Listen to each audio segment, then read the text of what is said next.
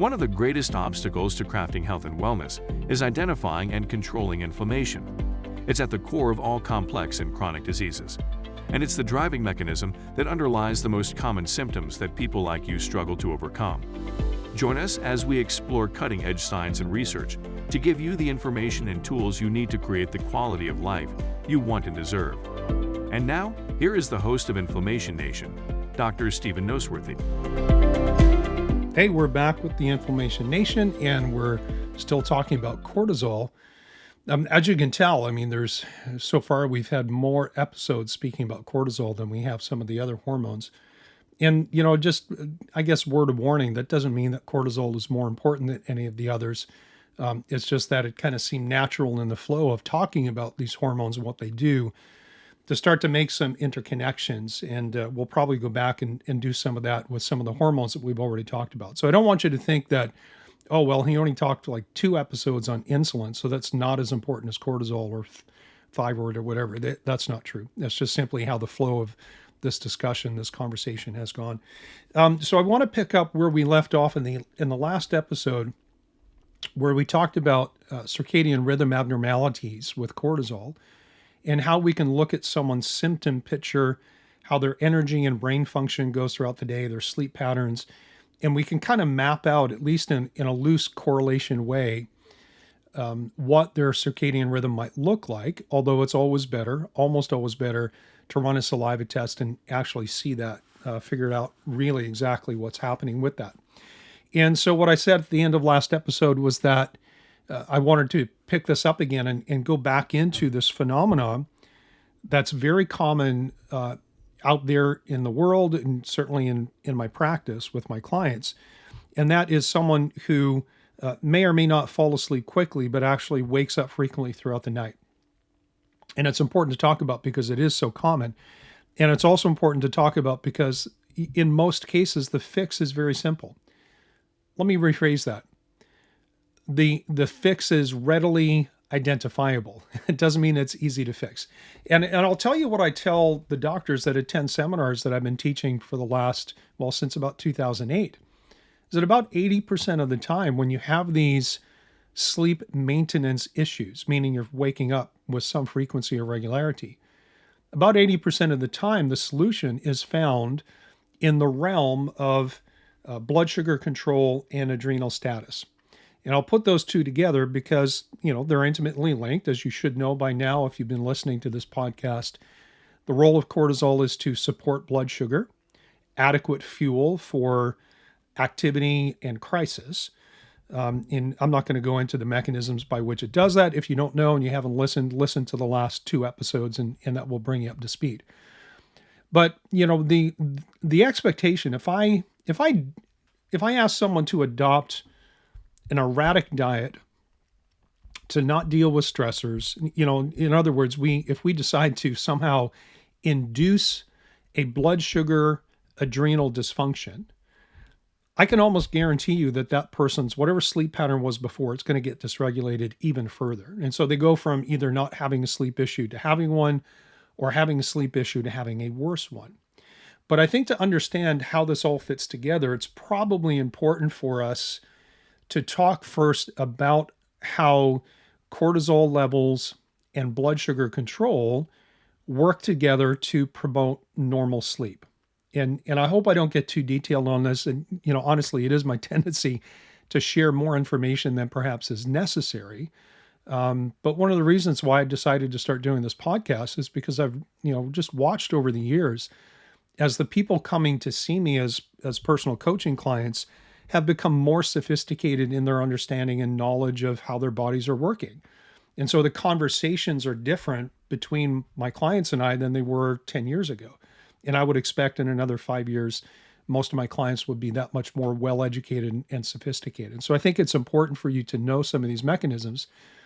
Maybe perhaps you're working with someone on your health and they don't understand these things. Maybe you can have some kind of a provocative and revealing conversation because you say, hey, doc, what about this? But anyways, we'll leave that to the side. So here's how it works in general. And understand that I'm mapping out the bigger picture, and there certainly are exceptions to the rule. There is biochemical individuality, so you may not fit perfectly within this framework that I'm going to describe. But let's start with what normal is. In general, let's say that the average person eats their last meal. Well, actually, back up even further. Let's assume for the most part that the theoretical person we're talking about has a glucose-based energy system. Everyone has a glucose-based energy system. What I mean by that is they're running their day-to-day diet and energy needs based on carbohydrates. There are exceptions, of course, based on people who have low carb, they're keto, they're burning ketones for fuel. Let's not factor that in because that will complicate the conversation to a certain degree. So let's assume for the moment that somebody is running a carbohydrate-based energy system. So they're relying on carbohydrates and glucose that they're consuming with their meals and their snacks. And they're also relying on the ability of their metabolic systems to access glucose or to increase glucose in between periods when they're not eating. And this goes back to the role of cortisol and its complex interplay with things like adrenaline and glucagon and insulin, and how all those hormones work together in periods of fasting or relative fasting, where the body needs to get blood sugar up in the absence of food intake, which perfectly describes what happens when we're sleeping. You know, it's not like we have immediately available glucose for fuel from 11 o'clock at night till 7 in the morning. And your brain just goes, okay, well, hey, we have enough on board right now. We don't have to worry about fuel until we wake up in the morning and hopefully we're hungry and we go have breakfast. And so basically the way the human system is designed is that either through the period, you know, like during your waking hours or certainly while you're sleeping and you're not consuming food, your brain has an ability to sense what your blood sugar level is, what its energy demands are, and it will invoke or trigger different mechanisms to maintain its own fuel supply. Your brain is perhaps the most energy dependent system that we have. In fact, all of the current models of things like neurodegeneration are based on energy deficits. Other factors obviously involved with that, but it's called the energy linked excitotoxicity model. And if you deprive the brain of fuel, it will dysfunction and degenerate, and eventually it will die if you deprive it long enough. And so back to our theoretical person who's running their energy systems on a carbohydrate glucose-based system. They're eating with some frequency and regularity during the day, but then they go to bed at 10 o'clock, maybe 10:30, and let's say they fall asleep by 11. There is enough immediately available glucose from their last meal and just kind of like the low-hanging fruit that the brain has enough sustainable energy to last for several hours. So let's say that sleep onset begins at 11, and let's just assume for this case example that the theoretical person falls asleep pretty easily. Well, they only have enough fuel for several hours, and we get to about 2 o'clock in the morning, and the blood sugar levels start to drop because we're consuming energy while we're sleeping. The brain is a big consumer of that, while we're not bringing extra carbohydrates or glucose in. And so we kind of have a mismatch between the input and the output. We're burning more glucose than we're taking in because we're not eating because we're asleep. And so the brain is smart enough to know, hey, we're asleep. It's probably not good for me to wake up to go eat something. That's very inefficient. If you had to wake up every couple of hours while you're sleeping to go eat to keep your body and your brain fueled, that would be an incredibly inefficient system. And so the brain is smart enough to know that. And it says, okay, well, we're not going to wake up and drive a hunger response. What we're going to do is we're going to go to the adrenal glands, or the adrenal system, I should say, and we're going to request some assistance in getting our blood sugar up, because we know blood sugar is dropping and that's not good. We can't work when there's no fuel or there's less fuel. So let's make sure that we have fuel sufficiency. And so the brain taps into this HPA axis, how the brain controls the adrenal system. And under ideal circumstances, we get just kind of a little squirt of cortisol, maybe about 2 o'clock in the morning. And as long as everything else is working fine as it's designed, that little squirt of cortisol will help to increase blood sugar temporarily, again, say around 2 o'clock in the morning, and the brain is happy and says, okay, we compensated. You're not eating because you're asleep. We went to the backup plan, which is cortisol. We got a little squirt of cortisol, and now blood sugar rises up through gluconeogenesis and glycogenolysis. And now all of a sudden we have adequate fuel and we're satisfied. Well, you can imagine At 2 o'clock, when you get that initial squirt of cortisol and blood sugar comes up, you're still consuming glucose as your fuel supply. You're still not eating because you're still asleep. And a couple hours later, the same thing happens. Blood sugar starts to drop. The brain senses that and says, okay, it's not time to wake up and go have breakfast yet. We're still not eating because we're sleeping, don't really want to wake up. So let's go back to the adrenal gland. And now by the time it goes to the adrenal system the second time and asks for a second squirt of cortisol, the first squirt has not yet fully been consumed. And so if we were able to measure the cortisol secretion, if you will, or the cortisol production while somebody is sleeping, every couple of hours or so, there's going to be variability here, but about every couple of hours, you're going to see this little squirt of cortisol, and then it will begin to degrade. As blood sugar comes down, there's another squirt of cortisol, and the second squirt adds to the first one, and so on. And so there's this kind of stair-stepping effect from cortisol going from its lowest part at night when you first fall asleep, and every couple of hours it goes up a little bit, down a little bit, and then up a little bit more, and down a little bit. And by the time we get to maybe 6 o'clock in the morning, cortisol has stair-stepped its way up until the cortisol level reaches a threshold, which will then trigger what's called the reticular activating system, which is basically the waking system of your brain that then engages all those mechanisms that says, hey, let's wake up, let's get energy going because we have a day to go tackle and things to accomplish. Hi there, it's Dr. Noseworthy. I want to extend my appreciation to all of you in the Inflammation Nation who have helped my podcast become a great success in these first few months. I truly appreciate you. Also wanted to let you know about my brand new do-it-yourself online program called the 5-Step Gut Protocol. I designed this program for people who want to take charge of their own health and stop waiting around for someone else to tell them what to do. I've combined old naturopathic principles with cutting-edge research to create a truly unique program that will help you construct your own gut protocol. If you've ever wondered if you have gut infections, a leaky gut, or a bad microbiome, then this program will walk you through the steps to figure that out and gives you the tools that you need to formulate a practical strategy to help make things better. I guarantee at the end of this course, you'll know more about your gut than your doctor does, and you will feel confident that you know how to address your unique situation.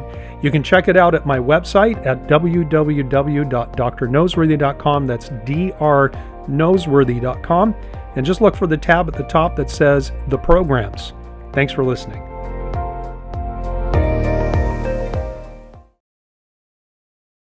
So during the nighttime period when we're sleeping and there is no expectation of taking in food as a fuel source, the brain has this fairly simple mechanism. I mean, I'm tempted to say sophisticated because it's just incredible how the brain and the body is designed to do this. But we have this fairly simple mechanism where the brain senses low fuel, goes to the adrenal system, asks for some cortisol, we get a little squirt, blood sugar comes up, energy is good, and then 2 hours later it just cycles through the same process. Now, as long as everything works well, you stay asleep, the brain doesn't interrupt your wakefulness, and we see this stair-stepping of cortisol to the point where early in the morning, 6, 7 o'clock, 8 o'clock, whatever it is for your own individual biochemical uniqueness, we trigger that reticular activating system, and now we wake up and we go about our day. Now, ideally, you should wake up mentally focused and energetic. You shouldn't feel dragged out and beat up from the day before. You should go, wow, that was a good night's sleep. And in most cases, you should be a little bit hungry. Now, that might change if you're on low carb and you're burning fat for fuel. There's other things that go into whether you are or are not hungry. First thing in the morning, I mean. So what ends up happening when you have this low cortisol state? And let's not even factor in blood sugar for the moment, because it's very common to have low cortisol and low blood sugar kind of as your general paradigm. So if you have low cortisol to begin with, and you have insufficient regulation between the brain and the adrenal gland in terms of its production capacity, so that first time around 2 o'clock in the morning, when your brain goes to the adrenal system and says, hey, we need some help keeping our blood sugar and fuel status up, give me a little bit of cortisol. If the adrenal system says, well, because there's intelligent, and obviously I'm kind of pretending that these are intelligent beings or sentient beings. But the adrenal system kind of says to itself, well, I don't have enough cortisol to satisfy my brain's request. So I can go to the backup plan, which is adrenaline, because adrenaline does the same thing in terms of increasing blood sugar through gluconeogenesis and glycogenolysis. So what ends up happening when the brain comes to the adrenal gland around 2 o'clock in the morning and says, hey, how about a little squirt of cortisol to help us out? The adrenal says, I can't do it, but I can do the next best thing, which is adrenaline. Now, whether or not somebody in that scenario actually wakes up is going to be dependent on two things.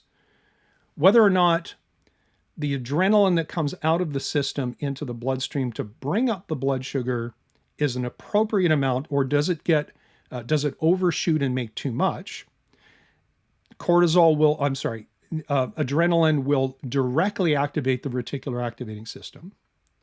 Or perhaps, and it can be either or both, or perhaps the brain is in a state of hypersensitivity where it's very, very sensitive to changes in the biochemical environment that it lives and works in. And maybe there's a normal amount of adrenaline that comes out of the adrenals as a backup because they can't produce enough cortisol to match the demand. And even with that normal amount of adrenaline, if the brain is unhealthy, can be hyperstimulatory, and all of a sudden the reticular activating system triggers and the person wakes up at 2 o'clock. Now, this can happen at 2 o'clock, it can happen at 1:30, it can happen at 3 o'clock. All of this is going to depend, like the first waking event in a scenario like this is going to depend on multiple factors. Again, I'm just painting the big picture just to illustrate the mechanisms.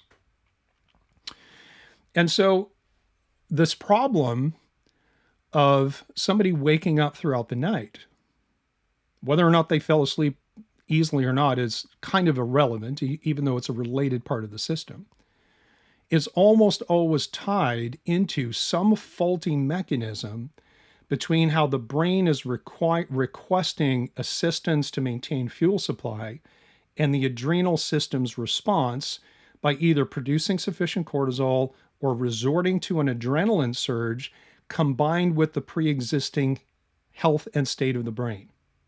Again, you can get normal cortisol or normal adrenaline coming out of that, but if the brain is hypersensitized because it's not healthy, that normal response can lead to a waking event.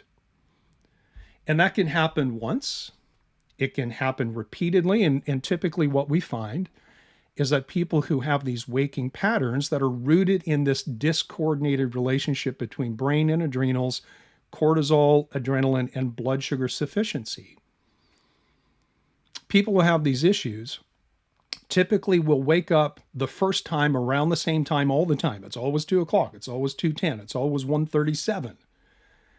And if they wake up more than one time, it's usually a consistent interval. I wake up every hour and a half. Once I wake up, it's every hour and a half. It's every 2 hours. It's every hour and 45 minutes. Again, individual variability. And so the more we see somebody waking up, the more consistent these waking events and patterns are, the more likely it is rooted in a combination of bad brain, unhealthy brain, dysregulated hypothalamic pituitary adrenal axis, and some discoordination of cortisol sufficiency or adrenaline compensation. This is almost always the reason why people can't stay asleep once they fall asleep. Now, the other aspect of this is to have an understanding of what their waking state is. And I think I ended the last episode by pointing out that it's the same mechanism, but it's in different places on the continuum. If someone says to me, I wake up 2, 3, 4 times a night, but I'm just kind of drowsy and dozy and I fall back asleep in a short period of time, and I'm kind of half aware, half awake. That's totally different than somebody who wakes up several times on the other end of the spectrum with this full-blown panic attack and a sense of doom. It's the same nature problem, same mechanism. It's a different scope and scale of severity. And generally, the more extreme that response is, the worse the overall health is of the brain, and the more disintegrated is the communication and coordination between the brain and the output center, which is the adrenal gland itself. Quite frequently see this with people who have history of head injury, concussion. We see it in people who have either early or, I'm going to say age appropriate. I don't even like saying that. Age appropriate neurodegeneration, because I think your brain can age and not degenerate. But you can also see it in people who have, say, neurodevelopmental disorders. Either as young adults or as adults. Maybe they came out of, they were somewhere in the autistic spectrum, attention deficit disorder, some kind of developmental issue that kind of extends into their later years. Very common. Very common in cases of autoimmunity, particularly if there's some kind of neurological autoimmunity. And also very common in people who have chronic and unrelating stressors that they either don't know to change or don't have the power to change, because there are some stressors that we have zero control over. We just have to be able to buffer our system and our body against the ravages of what that stress represents for us. So when I work with individuals, I have in my intake form several questions that kind of help me understand what's going on with this entire system. I ask them, do you fall asleep easy? Yes or no? How often? Is it every night? Is it once in a blue moon? Those are two different scenarios. Then I want to know if they sleep through the night and if they wake up feeling rested. And if they don't sleep through the night, I want to know how many times they wake up and what the interval is between their waking events. What's the first time they wake up? And I want to know, more importantly, what kind of condition are they in when they wake up? Are you just kind of toss and turn, fall black asleep? Are you the other end of the spectrum, which is I'm having a panic attack, palpitations, rapid heart rate, night sweats, and I'm afraid of something? Or kind of like the middle ground is where someone wakes up and they're like, I'm wide awake I'm awake enough that I can go like clean the house. I mean, I'm not afraid. I don't have rapid heart rate. It's just I'm so aware and alert that there's no point in me just laying back down because I'm not going to go to sleep. I may as well get up and get something done at 3 o'clock in the morning or 2 o'clock in the morning, whatever the time frame is. And all of these things, when you put them together, creates an anticipation of, again, going back to circadian rhythms and doing saliva testing, kind of creates an impression of what you might expect if you run formal testing. But an understanding of these dynamics tells us a lot about several core systems. It tells us about some blood sugar control and regulation problems, tells us about adrenal dysfunction, and it tells us about the role that the brain is playing.